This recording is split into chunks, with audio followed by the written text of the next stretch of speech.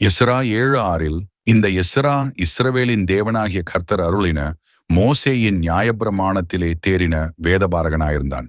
அவனுடைய தேவனாகிய கர்த்தருடைய கரம் அவன் மேல் இருந்ததினால் அவன் கேட்டவைகளை எல்லாம் ராஜா அவனுக்கு கொடுத்தான். The speaker quotes Ezra 7:6 from the Bible. Ezra எப்பேற்பட்ட ஆளுனா தேறினவனாய் எதிலே?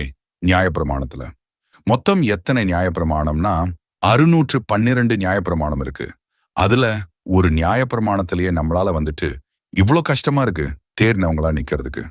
இப்போ 612 நியாயப்பிரமாணத்துல எஸ்ரா தேர்னவனா இருக்கான்னா அப்ப எஸ்ரா எப்பேற்பட்ட ஆளா இருப்பார்னு நீங்க நினைச்சு பாருங்க. அந்த தேறினவனா நிக்கிறதால தான் கர்த்தருடைய கரம் அவன் மேல இருந்திருக்கு.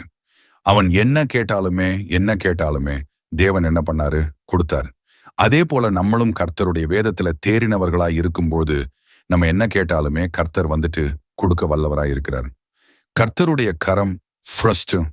கர்த்தருடைய கரத்துல என்னென்ன கரம் பார்க்கலாம்னா, தயவுள்ள கரம், நன்மையான கரம்.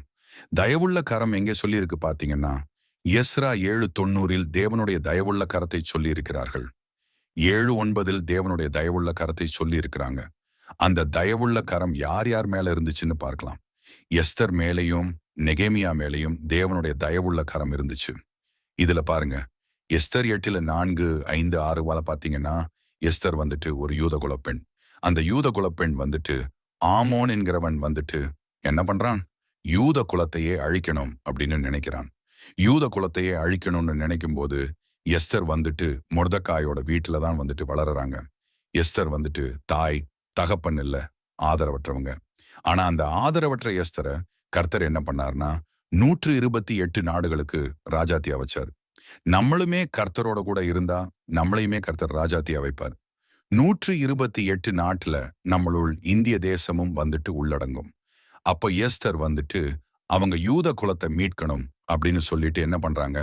ராஜா கிட்ட போய் நிக்கிறாங்க. ராஜா பொற்செங்கோலை நீட்டி வர சொல்றாங்க எஸ்தரை.